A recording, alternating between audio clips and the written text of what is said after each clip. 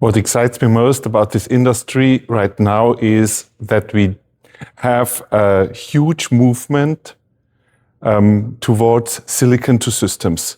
What that means is that the different entities of the ecosystem, the semiconductors, the packaging, the PCB, the assembly, and the final system assembly are blurring. People need to cooperate more, and everything will go more into the direction of co-design, co-optimization, and the collaboration between the developers and designers and the manufacturing entities.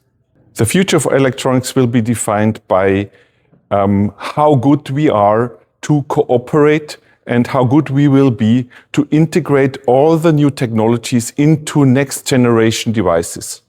The biggest opportunity that we have at the moment is that with all these new developments going on all ends of the electronics industry, we will have a huge emerging electronics in front of us.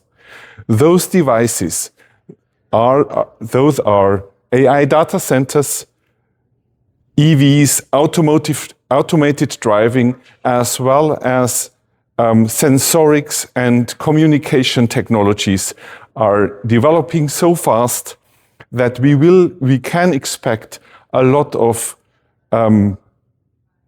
exciting solutions in the upcoming years.